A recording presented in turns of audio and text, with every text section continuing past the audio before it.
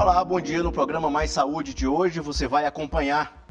Começa mais uma edição do Dezembro Vermelho, campanha que reforça a conscientização sobre o HIV e a AIDS. Grupo de Apoio Mulheres de Peito realiza atividades para incentivar os cuidados com a saúde. No quadro Vacina Sim desta semana, saiba onde encontrar postos de saúde e quais vacinas eles oferecem. No quadro Fala Doutor, os cuidados com a endometriose é o tema da semana. E no estúdio, uma entrevista com o médico coloproctologista e mestre em cirurgia Flávio Roberto. Ele vai falar sobre câncer de intestino. Eu sou Ismael Gama e o programa Mais Saúde está no ar.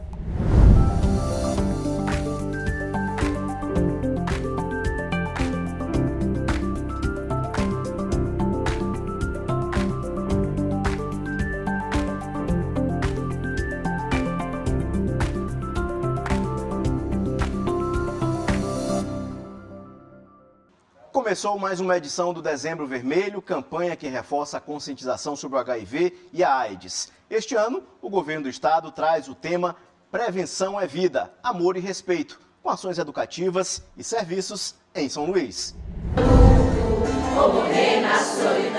O grupo de apoio Mulheres de Peito surgiu há 7 anos, a partir da necessidade de acolhimento às mulheres com câncer de mama logo depois do diagnóstico, uma das fases mais difíceis para a paciente. Jandira já teve a doença. Hoje, a psicóloga coordena as atividades do grupo, que atua em um hospital particular de São Luís. O grupo Mulheres de Peito, ele surgiu a partir de uma necessidade que a gente percebeu aqui dentro, dessas mulheres estarem mais unidas e trocarem experiências. Então, com essa percepção de que essa jornada de uma mulher que tem câncer, muitas das vezes é uma jornada solitária e sombria, e para que isso fosse minimizado e elas pudessem ter esse amparo uma com a outra, para que isso pudesse gerar uma minimização de todo esse contexto dela. Então, Mulheres de Peito veio para agregar, para trazer uma consolidação, trazer um compartilhar de experiências. Estima-se que de 2023 a 2025, 74 mil casos novos de câncer de mama sejam diagnosticados no Brasil.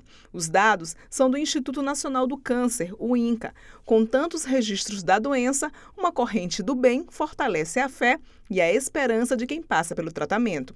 Num primeiro momento eu fiquei receosa e com medo, Mas depois que eu vi aqui, o pessoal vieram, me abraçaram mesmo, e eu vi que assim, eu pensava que eu estava pior. Aí quando eu cheguei aqui, eu fiquei muito melhor do que eu estava antes. Então o grupo, ele também é uma parte fundamental na recuperação da gente. Então, para mim, tem sido assim, uma experiência muito boa. Uma das atividades das mulheres do grupo é o coral. Por meio da música, elas deixam uma mensagem de solidariedade.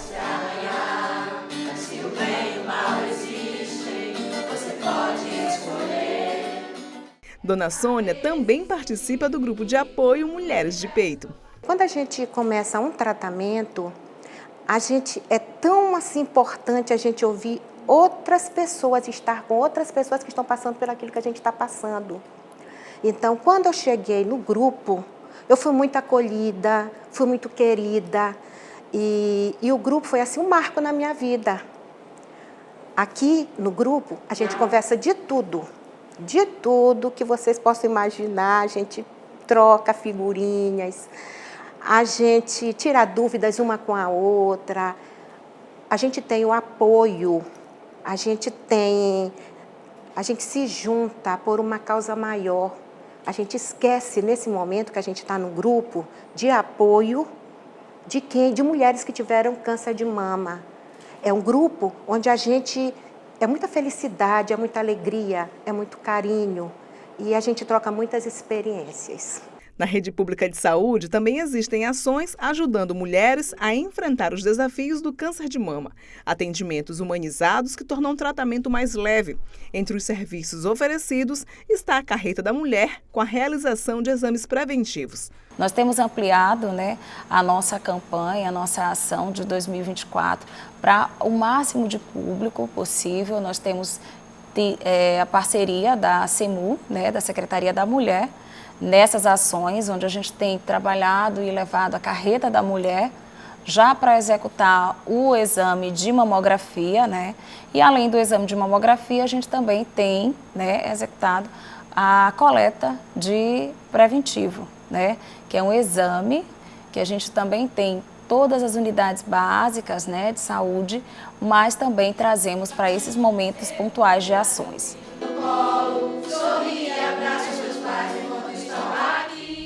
No quadro Fala Doutor desta semana, vamos abordar sobre a endometriose. Fomos às ruas para ouvir as principais dúvidas sobre esta doença e quem vai nos responder é a médica ginecologista Andressa Bem-vindo. Acompanhe.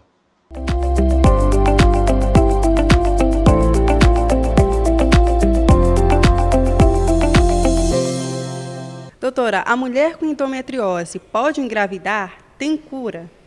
Pode, ela pode engravidar, porém é necessário que esse diagnóstico seja feito de forma precoce, porque o quanto antes se diagnosticar a endometriose, mais fácil, né, mais precocemente a gente inicia o tratamento, e esse tratamento ele pode ser um tratamento clínico, ou seja, com medicações anti-inflamatórios e hormônios, e um tratamento cirúrgico, quando se faz necessário, né, para ressecção desses focos de endometriose. Gostaria de saber quais são os sintomas e como a gente consegue identificar que está se tratando de um quadro de endometriose. Existem várias teorias, né, para por que essa endometriose surge, porque algumas mulheres desenvolvem essa doença e outras não, e não se sabe ainda ao certo o porquê. A cura definitiva, ela não se consegue, pois esses focos de endometriose, eles podem ser bem espalhados, digamos assim.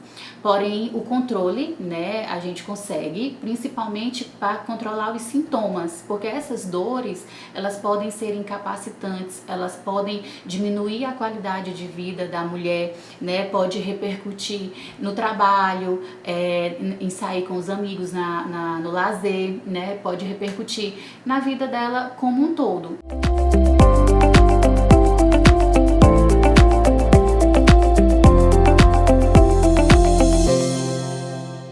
Você acompanha após o intervalo uma reportagem sobre o trabalho do Grupo de Apoio Mulheres de Peito e uma entrevista com o médico coloproctologista e mestre em cirurgia Flávio Roberto. Ele vai falar sobre a prevenção ao câncer de intestino. É logo após o intervalo, eu aguardo você.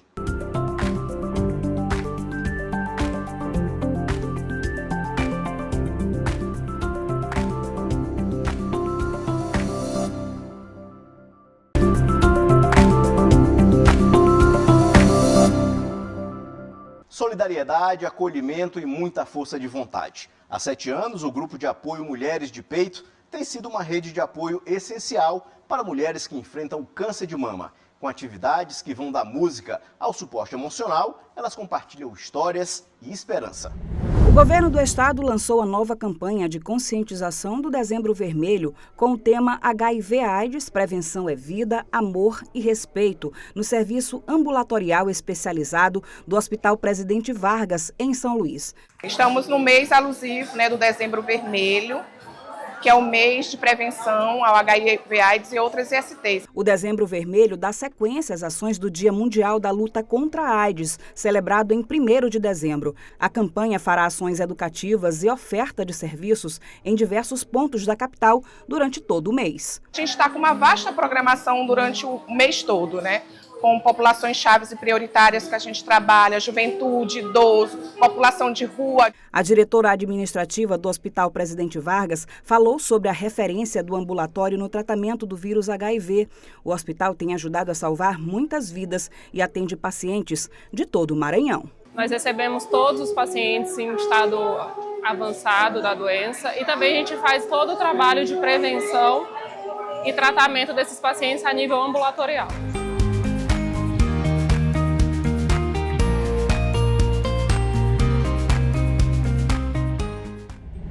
No quadro Vacina Sim desta semana, você vai acompanhar os locais onde estão sendo aplicadas as vacinas para a Covid-19, o coronavírus, tetravalente, BCG, tétano e meningite.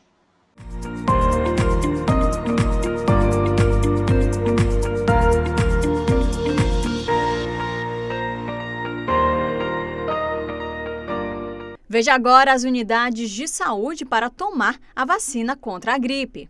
Centro de Saúde Amar, Centro de Saúde Liberdade, Centro de Saúde São Francisco, Centro de Saúde Turu, Centro de Saúde Coab Anil, Genésio Ramos Filho, Dr. José Carlos Macieira, Clodomir Pinheiro Costa, Vila Nova, Centro de Saúde São Cristóvão, Centro de Saúde Fabriciana Moraes, Centro de Saúde Santa Bárbara e Centro de Saúde Antônio Carlos Reis.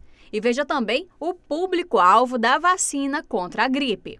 Crianças de 6 meses a menores de 6 anos de idade, pessoas a partir de 60 anos, gestantes e puérperas, povos indígenas, trabalhadores da saúde, professores das escolas públicas e privadas, adolescentes menores de 18 anos sob medidas socioeducativas, população privada de liberdade com 18 anos ou mais, funcionários do sistema prisional, pessoas com doenças crônicas não transmissíveis e outras condições clínicas especiais, quilombolas, pessoas com deficiência permanente a partir dos 12 anos de idade, profissionais das forças de segurança e salvamento e das Forças Armadas, pessoas em situação de rua e caminhoneiros, trabalhadores de transporte coletivo rodoviário, de passageiros urbanos e de longo curso e trabalhadores portuários. Esse foi o quadro Vacina Sim.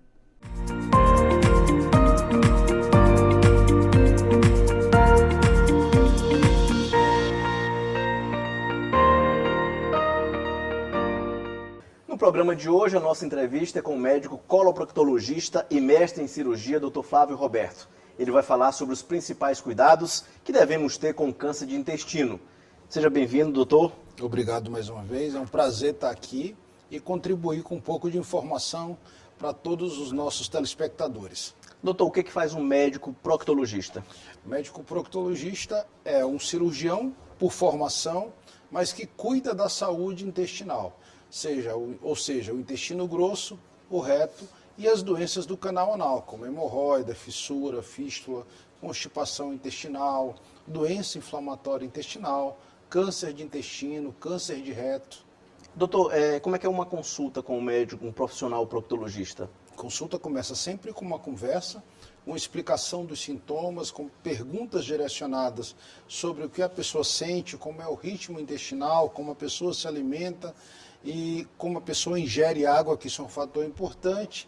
A partir desses dados, a gente parte para o exame físico, que pode ser uma palpação abdominal, a avaliação do canal anal, toque retal e a avaliação interna com um pequeno instrumento chamado anoscópio. É um exame feito em consultório chamado anoscopia, que vai avaliar doenças orificiais, como hemorroida, fissura, fístula, dependendo do caso, dependendo das queixas do paciente. Doutor, em relação às hemorroidas, elas sempre são cirúrgicos os casos ou não? Não, a grande maioria é tratamento clínico.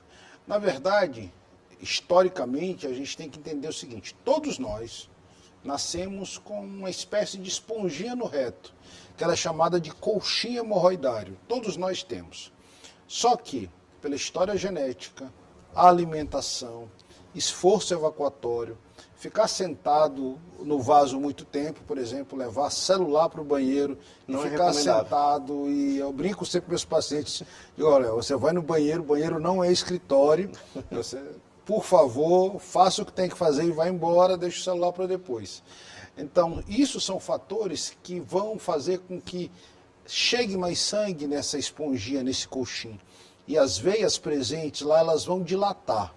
Quando ela dilata, ela pesa e cai. Aí surge a hemorroida.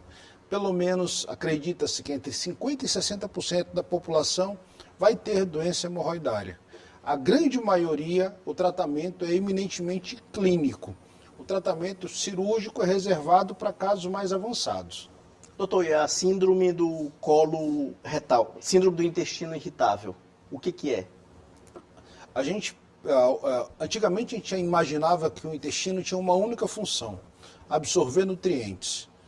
Isso é uma inverdade. A gente tem que lembrar que o intestino é multifuncional.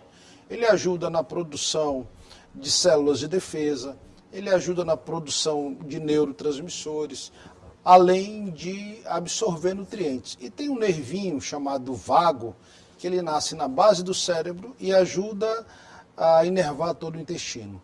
Então isso faz uma conexão que a gente chama eixo cérebro-intestino. E o intestino então passa a funcionar de forma autônoma, sem necessidade de um comando cerebral específico. Alterações emocionais, alimentação, principalmente algumas intolerâncias alimentares, estresse, ansiedade, pode provocar uma alteração funcional. E essa alteração funcional ela pode se expressar por constipação, que é diminuição do ritmo intestinal, ou diarreia. Um exemplo clássico da síndrome do intestino irritável, a gente passou agora no período de Enem, é aquele candidato que tem cólica abdominal próximo à prova, tem uma diarreia, tem dor abdominal por conta desse momento que foi um momento estressante para os alunos. Então, ele provavelmente tem síndrome do intestino irritável. Existe o componente funcional, o componente emocional, que gera dor e desconforto. E uma característica básica da doença é a melhora da dor quando da evacuação ou quando da eliminação de flatos ou de gases. E o colo retal, pólipo colo retal, como é e de que forma a pessoa deve evitar crises? O pólipo intestinal é uma má formação intestinal. E a importância do pólipo é que a grande maioria começa como uma doença benigna e tem fatores genéticos, em torno de 20% no máximo, mas o principal fator causal é a alimentação, obesidade, falta de atividade física. Então a gente precisa de uma dieta rica em fibra para fazer o intestino funcionar. Então o pólipo ele surge como uma espécie de pequeno caroço, um pequeno sinal, e que ele aos poucos vai crescendo de uma forma silenciosa, e à medida que ele vai crescendo, ele vai tendo, a gente chama de mutações, ou seja, ele vai crescendo e vai mudando o tipo. À medida que ele cresce, ele começa a dar alguns sintomas pequenos, como sangramento, por exemplo. Às vezes um pouquinho de dor, mas na maioria das vezes são assintomáticos. E à medida que ele cresce, ele pode se transformar num câncer de intestino. Acredita-se que hoje a gente vai começar o Março Azul, que é o mês de prevenção do câncer de intestino, que 80% dos novos tumores intestinais surjam de pólipos intestinais. Como não tem sintoma básico, não tem uma característica específica, é que entra em ação um exame chamado de colonoscopia. E esse exame é extremamente importante, porque na identificação do pólipo, ele vai lá, corta, tira, quebrando essa cadeia de formação de um câncer. A colonoscopia ela deve ser feita em pacientes que não sentem absolutamente nada, não tem constipação, não tem diarreia, não tem história familiar de pólipo, não tem história familiar de câncer, aos 45 anos. 45 anos é a idade padrão, a idade de corte. Chegou aos 45 anos, tem que fazer a colonoscopia, a primeira colonoscopia como prevenção. Por que aos 45 anos? Muita gente me pergunta, doutor, há algum tempo atrás eu vi que era 50. Realmente era 50, já chegou a ser 55 também, há quase 20 anos atrás. Hoje a gente vive um processo por conta da mudança do padrão alimentar, mudança do estilo de vida, um processo, entre aspas, de jovialização do câncer. Fast food, industrializado. A gente tem visto o câncer cada vez mais em pacientes jovens. Então isso induz que a gente tenha que começar a prevenção precocemente. Então hoje a Associação Americana de Oncologia, a Associação Americana de Câncer Coloretal e a Sociedade Brasileira de Coloproctologia e Endoscopia Digestiva querem que a gente comece com 45 anos. Então, a gente vai identificar o pólipo, esse pólipo vai ser retirado e eu vou quebrar essa cadeia. E a repetição desses exames é variável de pessoa a pessoa. Se a pessoa não tem um exame normal e não tem sintomas, ela só vai precisar repetir a partir de 5 anos. Agora, se a pessoa tem pólipo, ela vai ter que repetir precocemente. Se a pessoa tem uma inflamação, ela vai ter que repetir precocemente. Isso tem que ser individualizado. Cada pessoa tem uma regra de segmento. Então, mas se a pessoa não tem nada no exame, ela pode esperar até 5 anos para repetir a colonoscopia. Doutor, muita gente aqui no Maranhão e em maior parte do país costuma se alimentar, na hora de se alimentar, fazer uso de pimenta ardosas, principalmente a malagueta. Isso influencia negativamente na saúde? A pimenta muita gente não considera ele como um superalimento, mas tem alguns estudiosos já o consideram como um superalimento, porque ele tem uma ação muito importante, cardiológica, cerebral, etc. Contudo, com relação à hemorroida, existe um mito muito grande. Pimenta provoca hemorroida?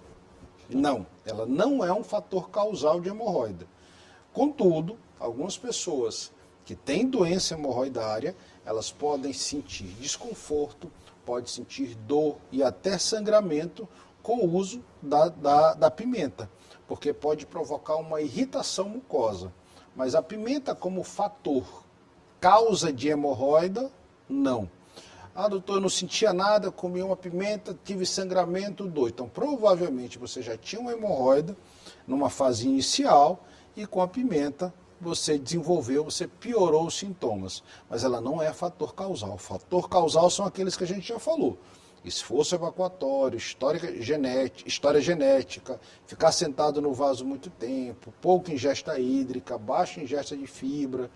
Então, pimenta não é um fator que provoca a doença hemorroidária como causa, mas pode piorar em algumas pessoas. É bem explicado. Doutor, em relação ao preconceito, ainda é muito presente, principalmente na saúde masculina? É muito, e esse é um tabu gigantesco que há muito tempo a gente tenta quebrar. O exame proctológico, ele é um exame que ele precisa ser feito no consultório e salas de exames com muita frequência. Porque através do toque retal a gente pode identificar algumas doenças como o próprio câncer de reto, além das doenças comuns do intestino, como a hemorroida, fissura, fístula, HPV também é possível se identificar no exame físico. Então a gente precisa quebrar esse tabu, porque um bom exame físico é uma boa prevenção. Um bom exame físico é uma boa consulta. Eu brinco muito com os pacientes. Você vai ao médico e o médico não examina você, diz, o doutor nem olhou para mim, a gente quer examinar e algumas pessoas têm algum tipo de preconceito. Então a gente precisa examinar, a gente precisa avaliar, a gente precisa tocar. Eu acho que uma coisa que me perguntam muito é que você tocar o paciente, você sentir o paciente, você estar perto do paciente, é uma prova de atenção ao paciente. Eu acho que isso é o mais importante, que deve ser passado.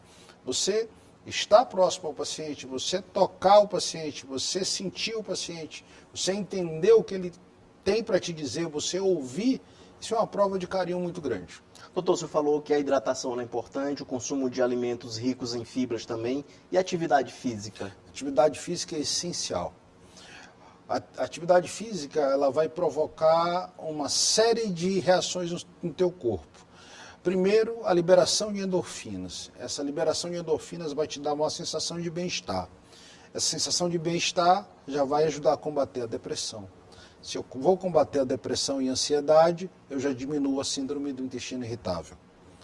A atividade física, ela vai provocar uma aceleração do funcionamento intestinal, ou seja, vai deixar o ritmo intestinal mais regular. A atividade física vai trazer um outro fator. Com esse ritmo intestinal regular, eu diminuo a possibilidade de desenvolvimento de algumas doenças intestinais, como doença inflamatória, como câncer de intestino, como constipação. Então, o exercício físico, ele é de todo bom para a gente, para o intestino, para a saúde intestinal, para o bem-estar do paciente. A gente tem que entender, como eu falei antes, o intestino produz neurotransmissores. Que é isso? Que nome feio é esse, neurotransmissor? Neurotransmissor, na verdade, são pequenas ligações que vão fazer de um neurônio para outro, de uma célula para outra, para levar uma informação de bem-estar. Então, se o intestino está funcionando bem, todo o resto vai funcionar bem. Então, eu digo isso muito para os meus pacientes. Se tem o intestino funcionar bem, o resto vai ficar bem também. Então, a gente precisa de atividade física, boa alimentação e boa ingesta de água. Doutor, está terminando o mês de fevereiro e o mês de março ele vai ser dedicado ao Março Azul, não é isso? Isso. Vai tratar sobre essas doenças? O Março Azul é o mês de prevenção e conscientização do câncer de intestino. Acredita-se que no Brasil nós teremos 45 mil novos casos de câncer em 2024. São 45 mil famílias que vão ser abaladas com a notícia de um câncer dentro do seu seio familiar e muitas, infelizmente, vão perder a vida por um diagnóstico tardio, por uma doença que poderia ser prevenida, porque o câncer de intestino pode ser prevenido através da colonoscopia. No Maranhão, a gente acredita em torno de 2 a 3 mil novos casos de forma oficial, né? Então, porque muitas pessoas não conseguem acesso à saúde e a gente não tem como contabilizar. Então, o mais importante desse mês é chamar a atenção que o câncer de intestino, ele tem uma prevenção clara, que é a colonoscopia, que ele pode ser prevenido, ele pode ser evitado com a colonoscopia, iniciando aos 45 anos se você não sente nada. Mas se você tem alguma doença prévia, constipação, diarreia, sangramento retal, uma dor retal, uma dor abdominal que surgiu sem razão, uma anemia sem uma razão específica, a colonoscopia tem que ser feita antes disso e fazer o acompanhamento. E outra coisa importante do mês é entender que o diagnóstico precoce vai fazer com que a gente tenha maior chance de cura. E é isso que a gente quer, é isso que a gente precisa levantar essa bandeira para que a saúde do paciente, a saúde intestinal da nossa população possa ser impactada positivamente. Doutor Flávio Roberto, obrigado pela sua entrevista aqui no programa Mais Saúde da TV Assembleia. Eu que agradeço, é um prazer sempre estar aqui, é um prazer sempre poder esclarecer e levar informação para as pessoas do outro lado. Espero que eles tenham gostado das informações. Com certeza gostaram. Esse foi o nosso programa Mais Saúde de hoje. Para você, um bom início de semana e a gente se encontra no próximo domingo, às 9 da manhã. Até lá!